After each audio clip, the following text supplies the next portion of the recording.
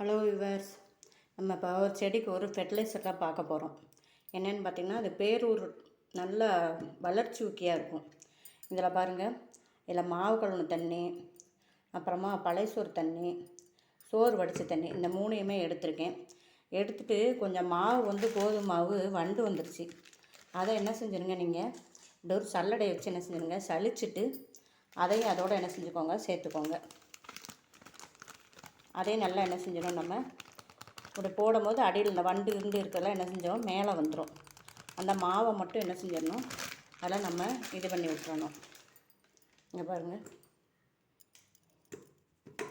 சலிக்கும் போது இங்கே பாருங்கள், வண்டு கண்டல் எல்லாம் மேலே வந்துச்சு பார்த்திங்களா. இதை நம்ம தூரம் எடுத்து அந்த மாவை மட்டும் என்ன செஞ்சிருக்கோம், நம்ம யூஸ் பண்ணிக்கிடலாம். இங்கே பாருங்கள் பஸ், எல்லா மாவையும் அதில் என்ன செஞ்சிட்டோம், நம்ம போட்டுட்டோம். இப்போ அது கூட என்ன செய்யுங்க, பழைய புளிச்ச தயிர் எடுத்து வச்சுருக்கேன். இது ஒரு 4 நாளைக்கு முன்னாடி உள்ள புளிச்ச தயிர். அதே என்ன செஞ்சுக்கோங்க, இதெல்லாம் நல்லா ஊற்றிக்கோங்க. இந்த புளிச்ச தயிர் ஊற்றுறதுனால என்ன செய்யும், நிறைய நுண்ணுயிர்கள் பெருகும். நம்ம அதில் நாட்டு சக்கரை கூட போட வேண்டியதில்லை. இந்த தயிர் ஊற்றுறனால அதுவே போதுமானது. அதுபோக 2 பொங்கலோடு வாங்கி வச்ச வாழைக்காய் என்ன செஞ்சிருச்சு, பழுத்துருச்சு. அதை வேஸ்ட்டாக கீழே தூக்கி போட வேண்டாமேன்னு சொல்லி இந்த எடுத்து வச்சுருக்கேன். இங்கே பாருங்கள், இதே என்ன செஞ்சுருங்க, அது கூட போட்டுருங்க. வாழைப்பழத்தையும் 2 பழத்தையுமே அப்படியே போட்டு விட்ருங்க. இங்கே பாருங்கள், 2 பழத்தையும் போட்டாச்சு. போட்டு என்ன செஞ்சுடுங்க, நல்லா பிணைஞ்சி வச்சுருங்க. இந்த கோதுமை மாவு, தயிர், நம்ம இது மாவு கழுவுன தண்ணி, அப்புறம் சோறு வடித்த தண்ணி, இந்த வடி தண்ணி இருக்கும்ல அது, இது கூட பழைய சோறு தண்ணி ஊற்றினாலும் ஊற்றிக்கலாம். நம்ம இந்த வாழைப்பழம், தயிர், மாவு எல்லாம் சேர்ந்து என்ன செஞ்சுருங்க, நல்லா பிணைஞ்சி வச்சுருங்க. பிணைஞ்சி ஒரு வாரம் நீங்கள் என்ன செய்யுங்க, நிழல்லையே வச்சு மூடி வச்சுருங்க. நல்லா என்ன செஞ்சிடும், அது புளிச்சிரும். நல்லா புளிச்சதுக்கப்புறம் என்ன செய்யணும், இதை செடிகள் கொடுக்கணும். அது கூட கொஞ்சோண்டு நம்ம அந்த கிண்ணத்தில் மோர் ஊற்றினோம்ல, அந்த கிண்ணத்துக்கு மட்டும் என்ன செய்யணும், ஒரு கொஞ்சோண்டு தண்ணியை ஊற்றி நல்லா கலக்கி விட்டுட்டு என்ன செஞ்சு விட்ருங்க, மூடி விட்ருங்க. அதனால் வேஸ்ட் ஆகிற எதையுமே என்ன செய்யாதீங்க, கீழே தூக்கி போடாதீங்க. நம்ம என்ன அடுத்ததை ஒரு வாரம் கழித்து பார்ப்போம். நம்ம அது கூட விவர்ஸ் கொஞ்சம் சர்க்கரை மண்டபம் பொங்கலுக்கு வாங்கினது கொஞ்சம் மெல்ட் ஆயிடுச்சு. அதை என்ன செய்வோம், அதையும் சேர்த்து என்ன செஞ்சுருவோம், நம்ம ஊற்றி மூடி வச்சுருவோம். அப்போ தான் ஊற்றி எடுக்கணும்னு நினச்சேன், வீடியோ எடுக்கும் போது எடுக்கலை. அதுக்கப்புறமா இதை எடுத்திருக்கேன். இதே சேர்த்து என்ன செஞ்சிடும், நம்ம மூடி ஒரு வாரம் நிழல்லையே வச்சிடணும். வச்சுட்டு ஒரு வாரம் கழித்து பார்ப்போம். நம்ம இங்கே பாருங்கள், ஒரு வாரம் கழித்து இதை திறந்து பார்ப்போம்.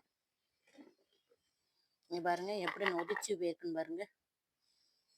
இந்த மாவு எல்லாமே கலந்து வச்சோம்ல, ஒரு வாரம் கழித்து இப்படி ஆயிருக்குது. இதை என்ன செஞ்சுக்கணும், நம்ம தண்ணியில் கலந்துக்கிடணும்.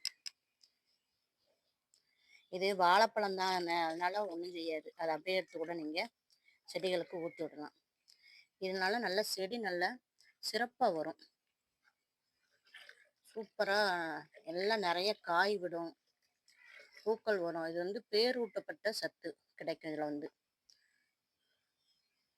இதை நம்ம இப்போ செடிகளுக்கு கொடுப்போம். வெயில் வந்த பிறகு தான் தண்ணி கொடுக்கேன் செடிகளுக்கு. ஏன்னா அப்படின்னா தான், ஏன்னா பனியினால் எல்லாமே நனைஞ்சு போயிருக்குது. அதனால் வெயில் வந்த பிறகு தான் கொடுக்குறேன். கொஞ்சம் பனியில் இருக்கும்போது நம்மளும் செடிகள் தண்ணி ஊற்றினா சரி, செடி ரொம்ப இதாயிரும். அதனால் வெயில் வந்த பிறகு தான் கொடுப்பேன். இந்த உரத்தை பயன்படுத்துங்க. இது எளிமையாக வீட்டில் வேஸ்ட் ஆகக்கூடியதை தான் நம்ம எடுத்து என்ன செஞ்சுருக்கோம், உரமாக தயார் பண்ணியிருக்கோம். இதை கொடுத்தீங்கன்னா சரி, பூக்காத செடியும் பூக்கும். காய்கள் நல்ல பூ என்ன செய்யாது, உதிராது.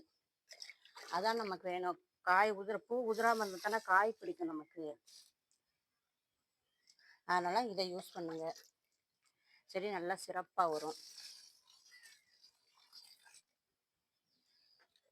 எவ்வளோ சூப்பராக இருக்குன்னு பாருங்கள்.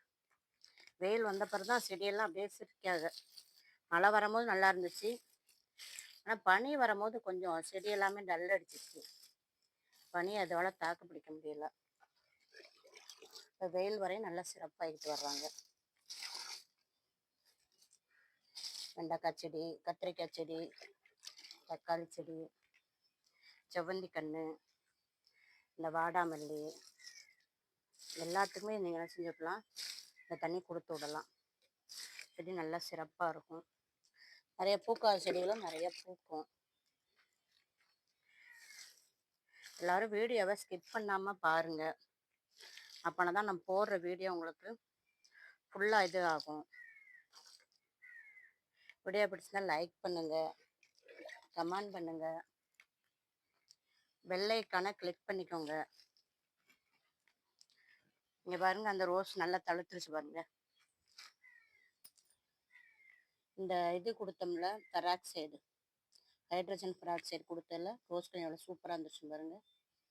காஞ்ச இலையும் நல்லா துளுத்து வந்துருச்சு. வெத்தலைக்குடி பாருங்கள் எவ்வளோ சூப்பராக வருதுன்னு. நல்லா சிறப்பாக இருக்குது. இந்த உரங்கள்லாம் எல்லாமே இயற்கை உரம் தான் கொடுக்குறோம்.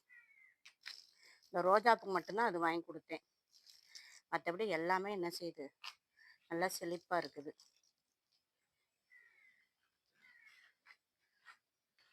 பூக்களுமே இப்போ நிறைய பூக்க ஆரம்பிச்சிட்டாங்க. நித்திய மல்லியிலையும் இப்பயுமே 5 பூ 10 பூ. இந்த பாருங்க, இங்கேயும் பூ இருக்கு பாருங்க. நிறைய பூக்கள் வருது. ஏன்னா வெயில் இப்போ கொஞ்சம் அடிக்க ஆரம்பிச்சிச்சுல. வெயில் அடிச்சிட்டாலே இந்த பூ நல்லா வர ஆரம்பிச்சிடும். தேங்க்யூ.